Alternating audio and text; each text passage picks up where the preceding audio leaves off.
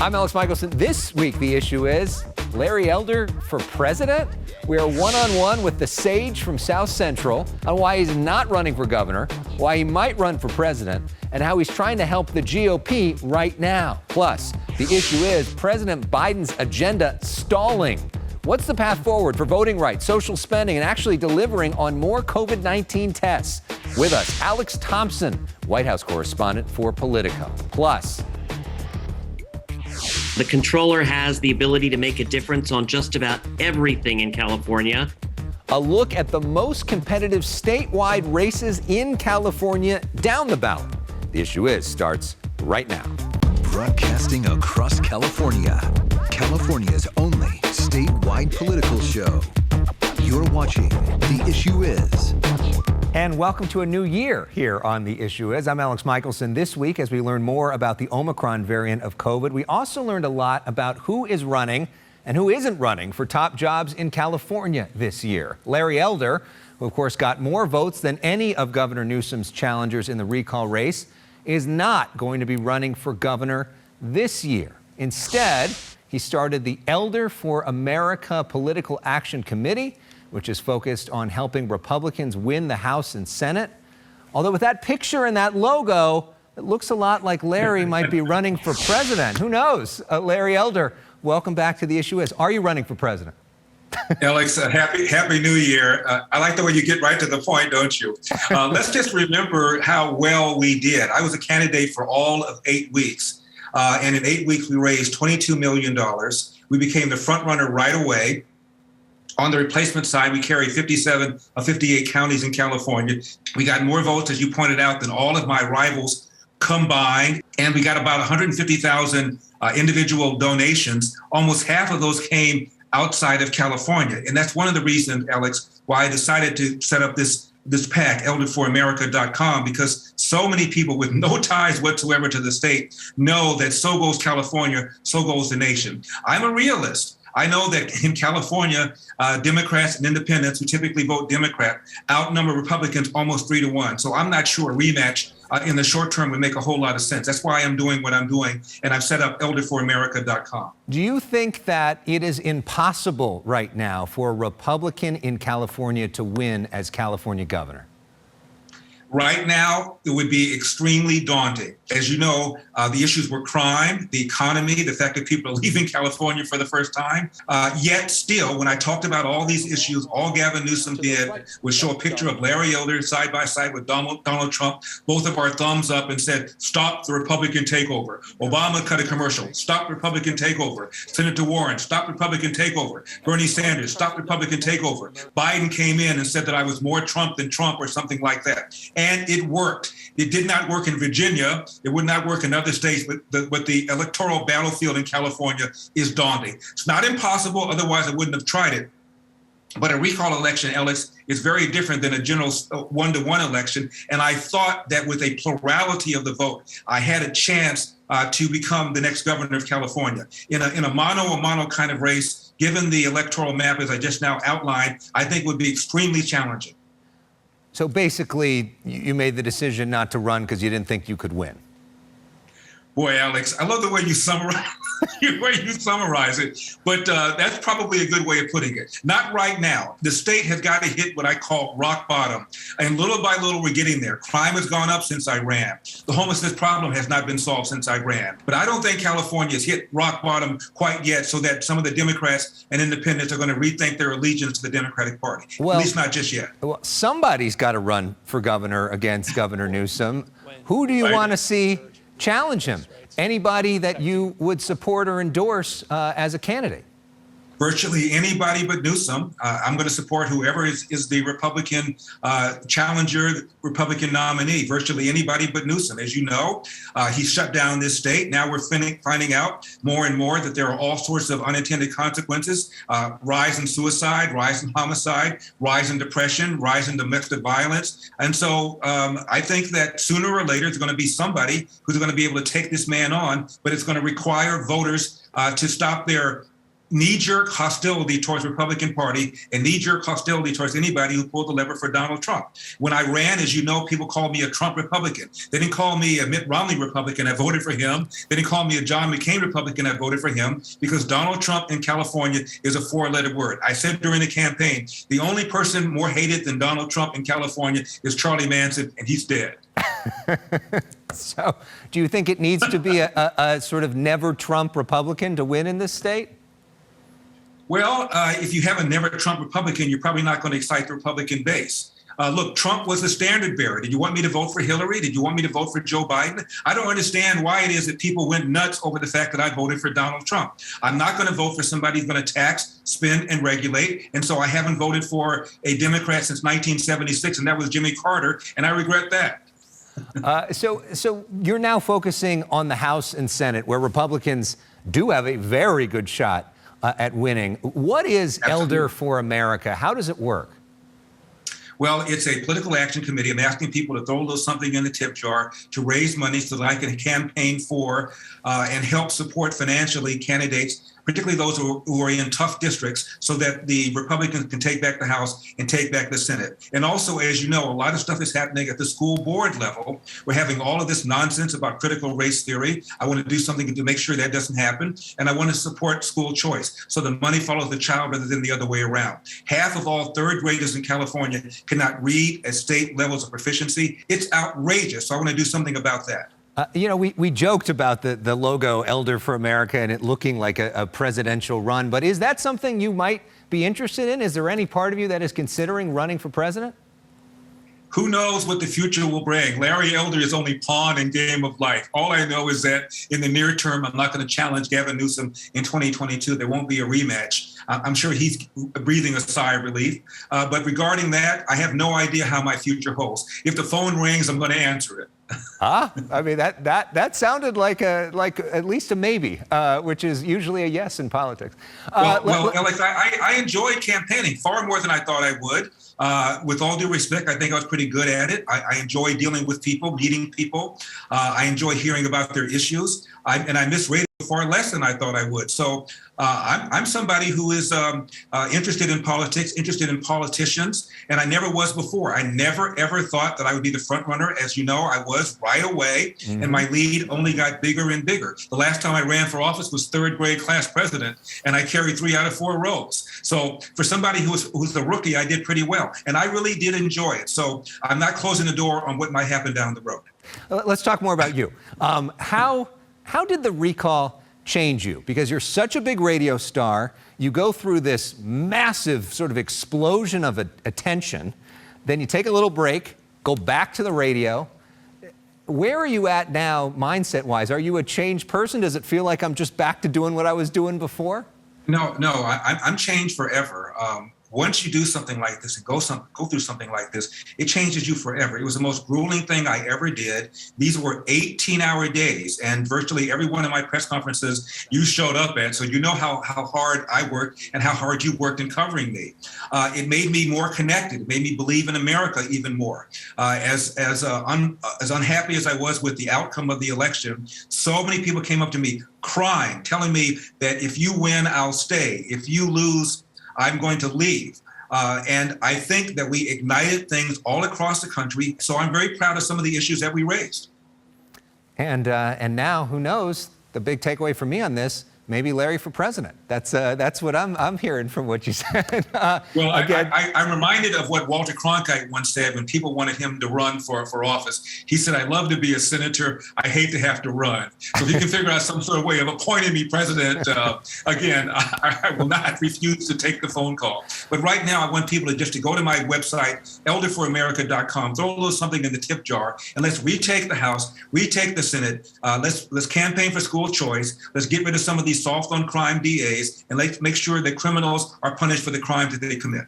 Larry, before we say goodbye to you, we need to see some more of your moves. One of our favorite moments of last year was your dancing to the Temptations on our show. So as we get ready for more of The Issue Is, here's more of Larry Elder showing off his Elex, stuff. I saw you dancing with Governor Gavin Newsom. I got to tell you something. My moves are better than that.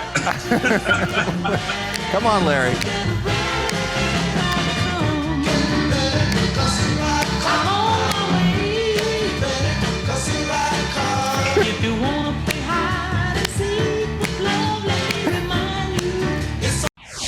On this day of remembrance, we must make sure that such attack never happens again.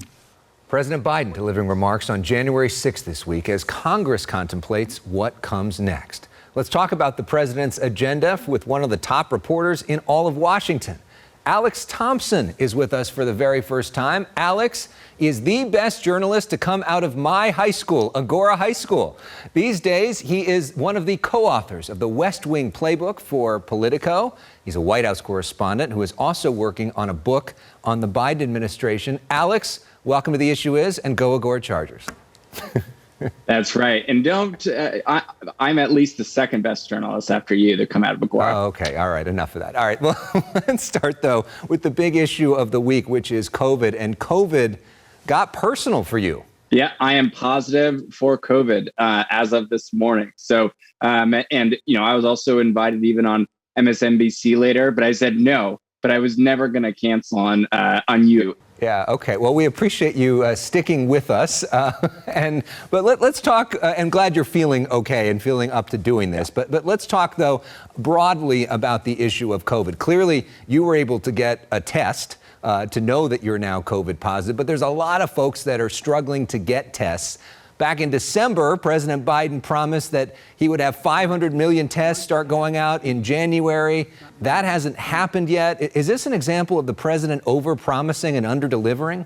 Trying to get 500 million tests and then having them mailed out within a month is an incredible logistical challenge. Really, the failure comes from last July and last summer when the Biden administration really put all their eggs in the vaccine basket.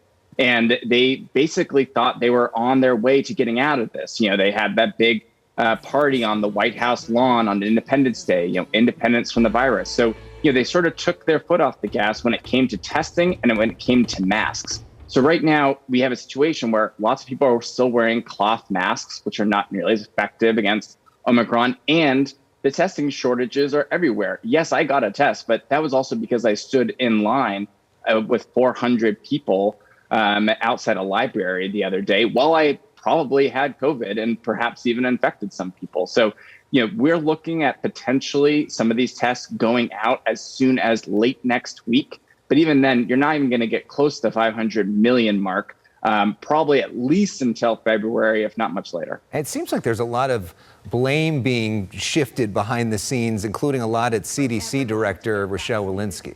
Absolutely. Some of the Biden administration scientists, in particular, Dr. Fauci, disagree with some of her decisions. And so what you've increasingly seen is what was at first whispers and frustrations over the first few months are starting to come out into view, where a lot of Biden people are talking to reporters like myself and like people at the New York Times on background and anonymously and sort of pointing out some missteps that Rochelle Walensky has made. Meanwhile, another big story this week is January 6th, the anniversary, and we heard a more aggressive tone than ever from President Biden towards former President Donald Trump during that speech. Is this going to be a new trend? Is that what your White House sources are talking about? I don't think so. I think a lot of Democrats would like that. But, Biden has really resisted his entire first year talking, using the T word. We've almost become like a he who must not be named figure inside the White House. But I can tell you a lot of White House people were doing sort of a cleanup and tampering down expectations yesterday after it seemed that maybe this was like some sort of pivot point.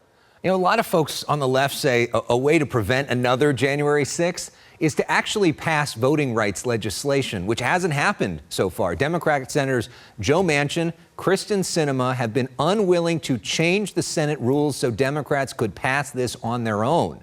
So this Joe Biden-Joe Manchin relationship could really be the key, not only to voting rights, but also to social spending, really the president's entire agenda. So what's the deal? What's happening between the two Joes right now?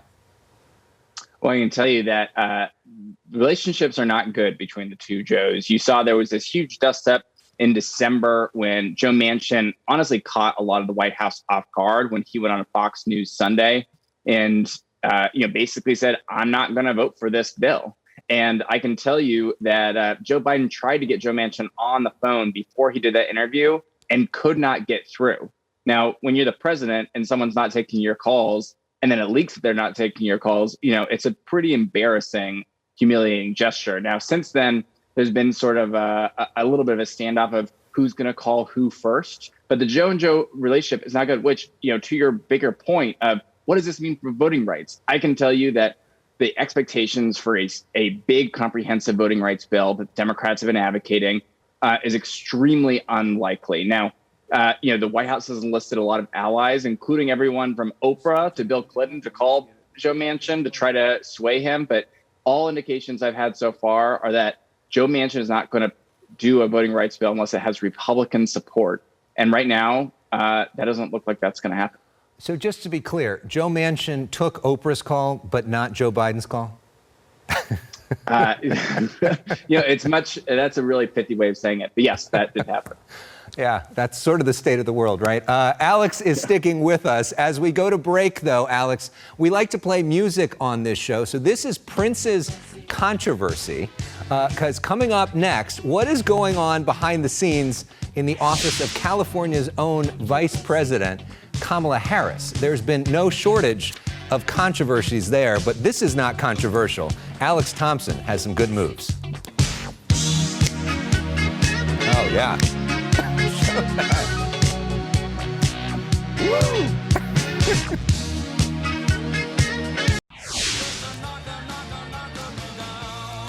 Vice President Kamala Harris's poll numbers have consistently been going down, down, down, and several members of her staff have recently left the White House. Supposed to be a bit of a reset this week. The vice president announced that she has a new communications chief named Jamal Simmons, and then almost instantly, a new controversy. We're back with Alex Thompson of Politico. Alex, what happened with Jamal Simmons? Yeah, it's never a good sign when you have to apologize on your first day. He basically sent a tweet in around 2010, which talked about how he had seen two undocumented people on TV and asked why ICE was not picking them up. And then had to, obviously this was pointed out, it was from 2010, but it did seem to catch the vice president's office and the White House off guard. He posted a statement, sent a statement to me apologizing. He then did another clarifying tweet. And also you're seeing a sort of slow motion reset in that office. A lot of people are leaving or are on their way out, and a lot of new people are being hired. What's the relationship like between Joe Biden and Kamala Harris, and what's the relationship like between their staffs? It's such an important distinction, Alex, because between Harris herself and Biden, everything that I've heard from my sources say it's quite good. And honestly, the real reason for that is because of Beau Biden. Beau Biden was, Joe's late son who died of cancer. But before he died, he and Harris were very close friends. And the staff is a whole different issue. The staffs have not really liked each other. It's not universal, but there's definitely been a lot more contention, a lot more frustration, a lot more passive aggressive, lack of communicating, between the two staffs. And I can even tell you, inside the West Wing, it's sort of openly talked about as Pete as the successor rather than Harris. When he says Pete, he means Pete Buttigieg, the Secretary of Transportation who ran last time and will be joining us next week here on The Issue Is. All right, before we let you go, we like to play a game called Personal Issues. This is to get to know our guests a little bit better. We put 30 seconds on the clock, rapid fire questions. This is where we have some fun. Are you ready? Ready. Okay. What is your favorite TV show? Succession. What's your favorite band of all time?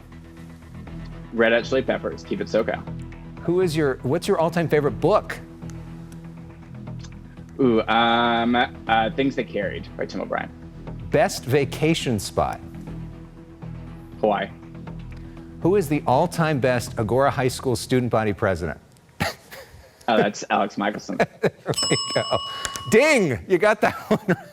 Politico endorsed. That's something else. That's all right, right. Alex, it is great to have you with us. And thanks for coming on. Since you really deserve a Californication after you are done with this COVID isolation, we leave you with a little Red Hot Chili Peppers and more of your dance moves. Take it away.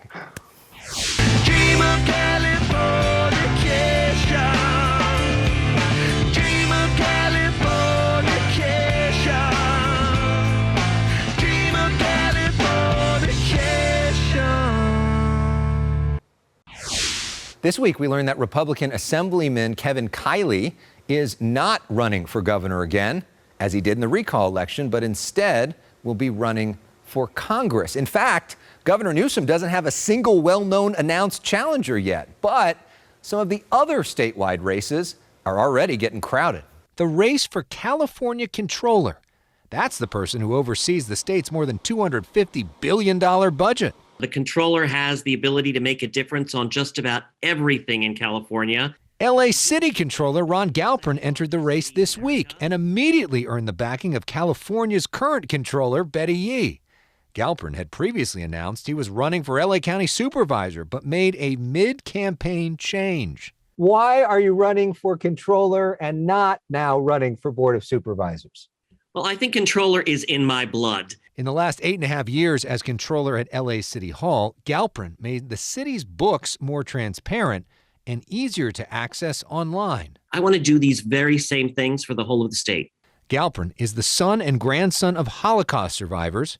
He's an openly gay husband and father of 28-month-old twins. It is not I who am the controller at home. It is they who are. Also in the controller's race, Malia Cohen, a Democrat currently on the State Board of Equalization, and Stanford's Lanhee Chen, a former advisor to Mitt Romney, hoping to be the first Republican elected statewide since Arnold Schwarzenegger back in 2006. We profiled Chen back in July. It's not about partisanship. It's not about ideology. It is fundamentally about competence. Of course, we'll cover that race and always include some fun as well. Let's leave you with more dancing from Larry Elder. I'm Alex Michelson. We'll see you next week.